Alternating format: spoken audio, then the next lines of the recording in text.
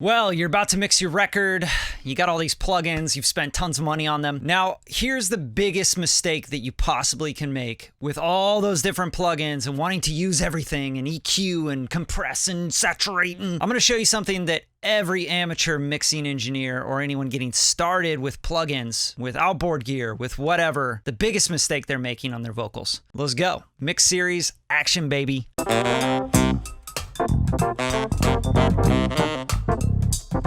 All right, so here I am with a session from Christian Castro, kind of a Latin artist that I've been working with a little bit for the last year or so. I have this session where he kind of mixed it and he put a lot of stuff on it. As you can see, the lead vocals have 1, 2, 3, 4, 5, 6, 7, 8, 9, 10, 11, 12, 13 different plugins on it. And then 1, 2, 3, 4, 5 sends. And, you know, what are we doing with these plugins? Everything's boosting. Everything's, we got auto-tune. This one's cutting. That's good. Looks good. Getting rid of stuff. And here it looks like we're boosting some stuff. C4 compressing, RVox, RComp. We got plugin I don't have, Saturn. I got more compression.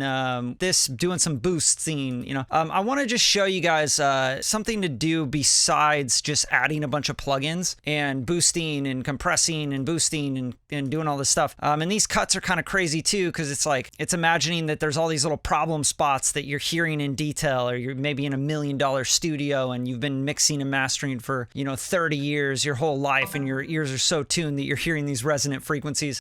Big mistake I think a lot of people make. I'm not calling out Christian. He actually hires me to mix and master a lot of his stuff. He's smart enough to know, like, hey, I maybe don't know exactly what I'm doing. What are you doing? I don't know what I'm doing. But I want to show you kind of like the biggest mistake that people are making. Here's a vocal I stripped everything off of. I'm going to play it for you and you could hear it. Just tell me in the comments what you think right away you would do to this vocal, because I'd love to understand like where you're coming from, but let's listen to it.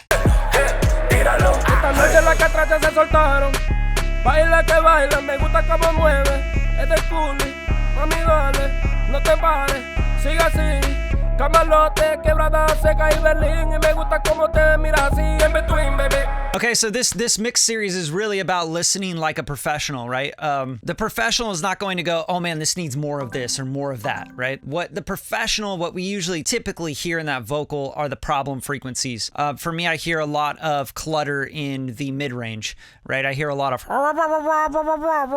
I'm supposed to meet up with my cousin over there. I also hear that the levels are dropping in specific places. And that doesn't mean I go right to a compressor. It means usually that I'll automate or I'll gain structure the clip, right? In Pro Tools, you have a clip gain, which I wish Logic had. But Logic also has offline processing. So for example, I can take this area. Let me switch my tool to marquee. I could take this area where he drops in volume and I could bring that area up to where the other levels are, or vice versa. I could bring those levels down to where this area is, just to keep it more even, because this is a pop record. That's not what I'm trying to show you here. What I'm trying to show you here is the first thing you should be doing as you mix your stuff. You should always be thinking subtractive rather than additive when it comes to mixing. So the first thing I would do on this track right here is I would find that problem frequency, which to my ear, it's pretty quick to figure out what that is. I'm thinking it's probably around the 800 area. It's just a guess, 800 to 2K. Let's just listen. Let's look at this FabFilter Pro Q3 and let's see where these problem frequencies are popping out. It might even be down in the 500 area,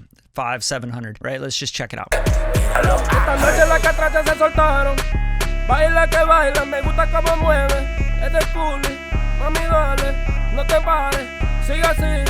Camalote, quebrada, seca y Berlín. Y me gusta cómo te miras así.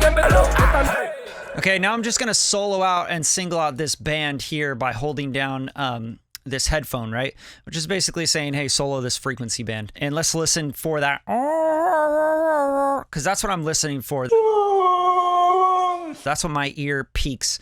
And we're trying to make clarity in the vocal. This is the first thing we would do. Find the destructive or the bad stuff, the stuff that is really hitting the capsule or resonating the capsule, resonating the microphone, the voice, the way it's hitting the voice, etc. And making that vocal just unclear. Like I don't understand what's going on, even if I speak Spanish or not, right? So let's make more intelligibility happen.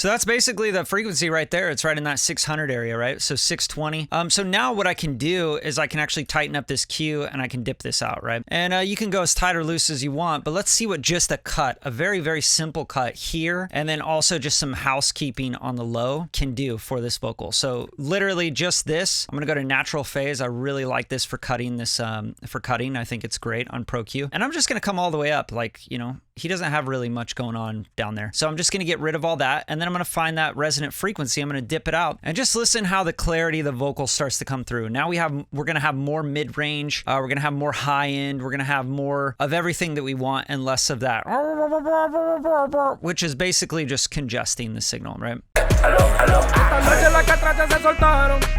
Baila que baila, me gusta cómo mueve. Es del coolie, mami dale, no te pares, sigue así. Camalote, quebrada seca y Berlín. Y me gusta cómo te miras así. Esta noche las catrachas se soltaron. Baila que baila, me gusta cómo mueve. Es del coolie, mami dale. Esta noche las catrachas se soltaron. Baila que baila, me gusta cómo mueve. Es del coolie.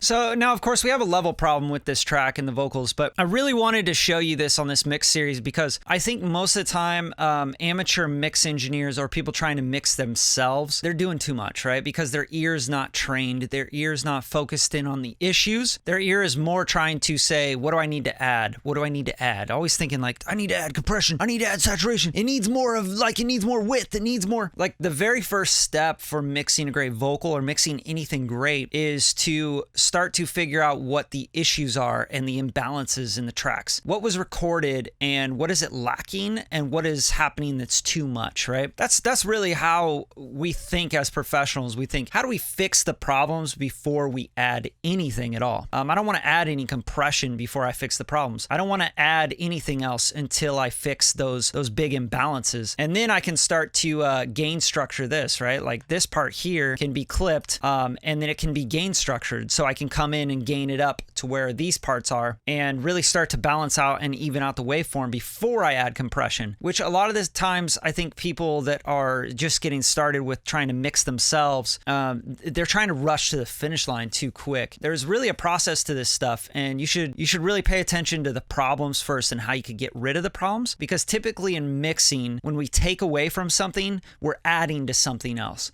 So if I take away from that boxiness and that nasally 600 area, I start to get clarity in the mid-range. I start to get more body. I start to get more definition, and I start to hear the vocals better. And you know, that's what mixing's all about. It's about small steps. All these steps just done very, very micro. As you get closer to the final, you're going to be tweaking things just a lot less. You'll be in tenths of dB. So hopefully this was really helpful. You don't necessarily need to grab at everything and say, hey, you know, I need to redo this and put all these EQs and compressors on stuff. Really focus on what you're recording. A simple thing that Christian could have done here was go, hey, I'm going to open up a Pro Q3 or an EQ that shows me any sort of graphic, and I'm going to see like what's peaking out and see if I can teach my ear that frequency, what that frequency is, and then just go to the microphone and re-record it, move the microphone around, right? Like just hear how different this sounds on my voice just by tilting it up towards my nose compared to this right here, pointing it at my chest, and then how different it sounds when I'm going directly onto the capsule, right? How much sibilance am I getting? How much plosives am I getting? How much of the mid-range? How much of the high end? How much sparkle?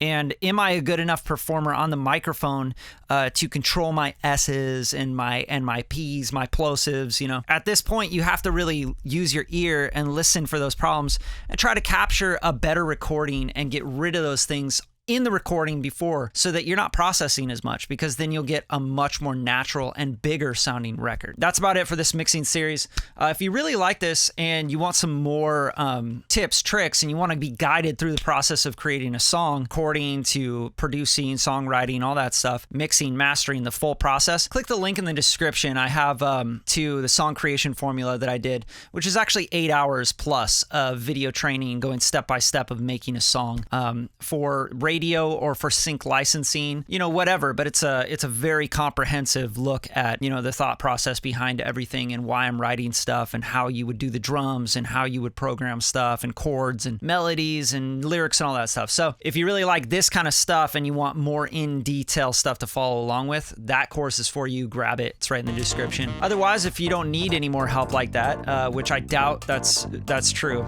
You might just know it all, right? You're the know-it-all guy. Then just at least give this video a like and share it with someone that needs it. That's all we ask. To the next series, we'll go into setting a compressor up, and I'll show you how to set a compressor the right way and the wrong way. Thanks for tuning in.